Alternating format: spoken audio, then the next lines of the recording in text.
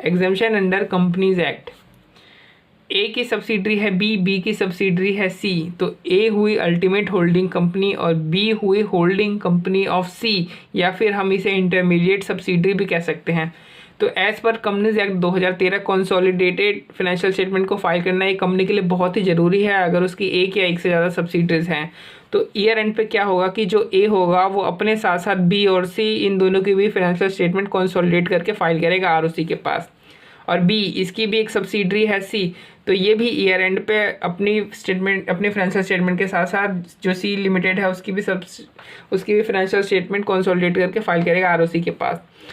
तो आरओसी के पास year and में बी और सी इन दोनों की जो फाइनेंशियल स्टेटमेंट है इसकी डुप्लीकेशन हो जाएगी। तो इस डुप्लीकेशन को अवॉइड करने के लिए जो कंपनीज एक्ट 2013 है वो इस तरीके की जो इंटरमीडिएट सब्सिडरीज हैं, बी लिमिटेड जैसी जो भी इंटरमीडिएट सब्सिडरीज हैं उनको एग्जाम करता है कंसोलिडेटेड फाइनेंशियल स्टेटमेंट को फाइल करने से, अगर ये जो बी लिमिटेड है ये 4 कंडीशन फुलफिल कर देती हैं। तो पहला तो ये कि जो बी लिमिटेड है यानी जो भी इंटरमीडिएट सब्सिडरीज है वो अपनी होल्डिंग कंपनी की या तो होली ओन्ड सब्सिडरी है या तो पार्शियली ओन्ड सब्सिडरी है, मतलब ये सब्सिडरी है, होली ओन्ड है या तो पार्शियली ओन्ड है, बट एसोसिएट कंपनी या फिर जॉइंट वेंचर नहीं है। और दूसरी बात, ये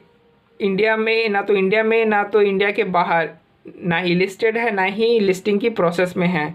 और इसकी जो अल्टीमेट होल्डिंग कंपनी है और जो कि है इस सिचुएशन में ए लिमिटेड, वो कंसोलिडेटेड फाइनेंशियल स्टेटमेंट आरओसी के पास फाइल कर रही है, और ये तीनों बात इसको अपने जो मेंबर्स हैं जो भी बी लिमिटेड के मेंबर्स होंगे उसको इंटीमिडेट करेगा राइटिंग में, और उन मेंबर्स ने ऑब्जेक्ट नहीं करना चाहिए। फिर आता है एग्जाम्पशन अंडर एएस। तो अभी हमने देखा एग्जाम्पशन अंडर कंपनीज एक्ट, तो अब हम देख रहे हैं एग्जाम्पशन अंडर एएस। तो एएस 21 ये भी कहता है कि आपको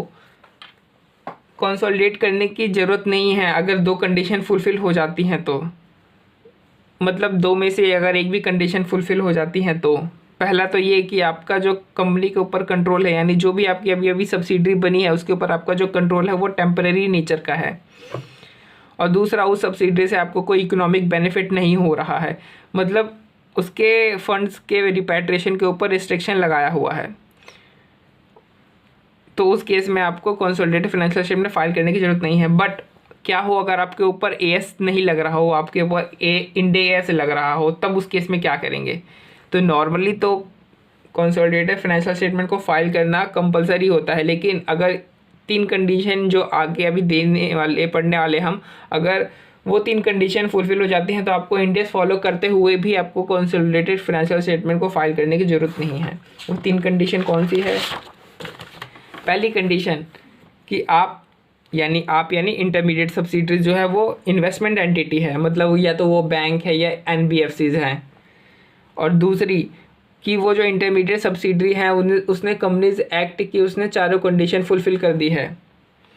यानी जो इंटरमीडिएट सब्सिडरी है वो एलिजिबल है कंपनीज एक्ट 2013 के अंदर एग्जाम्पशन लेने के लिए,